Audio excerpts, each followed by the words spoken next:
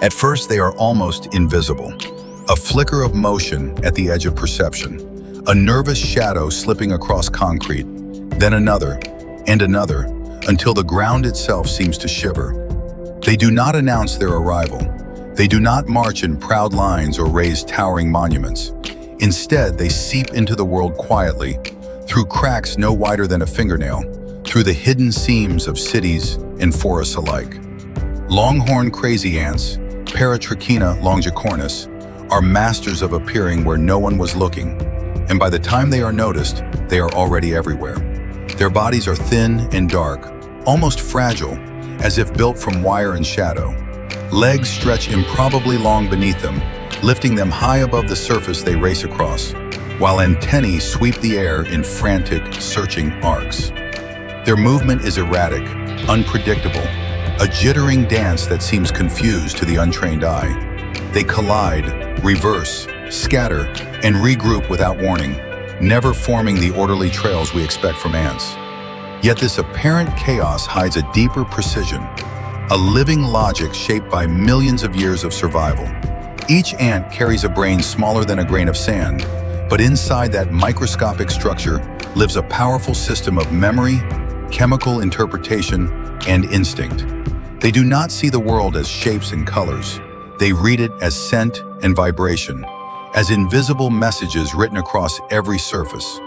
A faint chemical trace laid down seconds ago becomes a suggestion, not a command. Follow this direction, explore that shadow, turn back if the signal weakens. Their decisions are not rigid, they are probabilities, constantly updated, constantly adapting. As night settles over a tropical city, activity surges.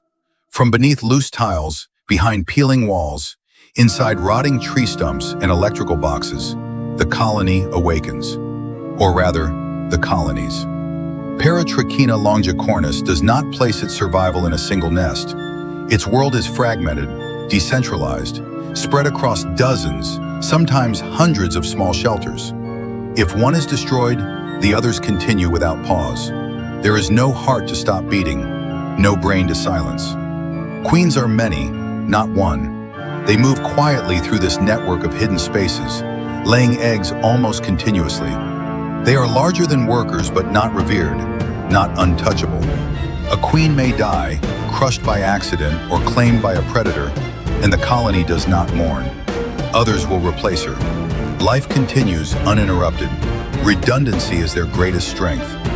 Scouts return from the darkness bearing information encoded in scent. A fallen moth beneath a streetlight, a spill of sugary liquid on a kitchen floor, a dead lizard drying in the heat. The message spreads instantly. Workers converge, not in neat lines, but in swelling clusters, bodies flowing around obstacles like liquid, climb walls, descend wires, cross ceilings upside down, adhesive pads on their feet gripping glass and metal with effortless ease. When they reach the food, efficiency replaces chaos. Mandibles cut, tear, and pry. Formic acid sprays soften flesh and overwhelm bacteria. Solid pieces are reduced, liquids shared mouth to mouth in slow, deliberate exchanges, known as trophallaxis. In these moments, food becomes more than nourishment. It becomes communication. Chemical signatures pass between individuals, reinforcing colony identity, synchronizing behavior, binding thousands of separate bodies into a single living system. But abundance never lasts, and Paratrechina longicornis lives in a world crowded with rivals. Across the same ground patrol other ants, larger, heavier, armed with venomous stings or crushing jaws. Encounters are inevitable. When they happen, there is no warning call, no formal declaration. The ground erupts in motion. Crazy ants do not stand their ground. They surge forward, retreat, circle, and strike again. Workers release clouds of formic acid, a sharp chemical burn that disorients enemies and corrodes their nervous systems. Others bite exposed limbs, then dart away before retaliation can land. It is not strength that wins these battles.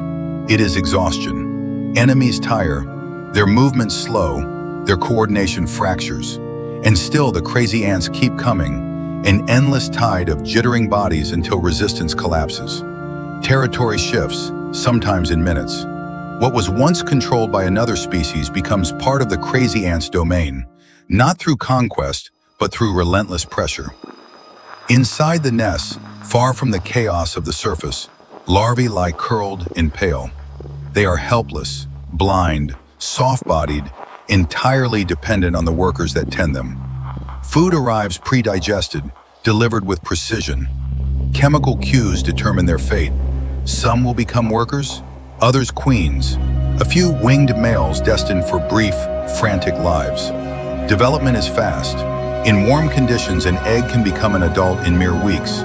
Populations surge with terrifying speed, a biological response to environments where hesitation means death. This speed has carried Paratrechina longicornis across the globe. Once rooted in the old world tropics, they now appear on nearly every continent. They travel not by choice, but by opportunity. Hidden in soil, tucked into cargo, sealed inside shipping crates. Wherever humans move goods, these ants follow. Cities become stepping stones, ports become gateways, heated buildings become artificial tropics where winter no longer matters. Their presence reshapes the world around them. In forests, they disrupt ancient relationships between native ants and plants. Seeds once carried carefully to safe germination sites are abandoned or moved elsewhere. Decomposition accelerates as fallen insects are dismantled in hours instead of days. Energy flows shift, subtle at first, then undeniable. Ecosystems bend, not with violence, but with persistence. Yet for all their success, they live on a knife's edge. A sudden cold snap can still their bodies, freezing motion mid-step. Torrential rain can flood nest fragments, drowning thousands in minutes. Chemical poisons laid down by humans can wipe out entire sections of their network. But even here, their design reveals its purpose. Survivors scatter, merge, rebuild. Colonies fuse seamlessly, chemical identities blending until former strangers become sisters. Loss is absorbed, diluted across the whole. As dawn approaches, the city does not fall silent. In shaded corners, inside walls and machines, the ants continue their restless movement. Some gather near electrical currents, drawn by warmth and invisible forces they cannot understand, but instinctively follow. To humans, they are pests, intruders, nuisances. To themselves, they are explorers, adapting to a landscape that changes faster than evolution ever anticipated. And as the sun rises higher, casting long shadows across pavement and leaves, the crazy ants do not retreat. They endure, they adjust, they continue their endless negotiation with the world. One step, one scent, one shared drop of food at a time. Their story is only beginning. As days pass, the rhythm of the colony never truly slows. Time, for Paratrechina longicornis, is not measured in hours or seasons, but in opportunity. Every vibration through the ground, every shift in temperature, every new scent in the air is information. And information is survival. In the heat of midday, when many insects retreat into stillness, the crazy ants persist. Their long legs lift their bodies just enough to reduce contact with scorching surfaces, allowing them to forage when competitors cannot. Where others wait, they move. Where others hesitate, they exploit. A forgotten crumb beneath a bench becomes a banquet. A dead beetle beside a road becomes a strategic resource, dismantled piece by piece and redistributed through the colony's living network. But this world is not empty. Predators learn quickly. Spiders sense the vibrations of passing ants and strike with sudden precision. Lizards wait near trails, tongues flicking in anticipation. Birds probe bark and leaf litter, snapping up dozens of workers in moments. Each loss is small, almost insignificant on its own, but multiplied across thousands of encounters, the toll becomes real. Still, the colony adapts. Trails shift, foraging times change.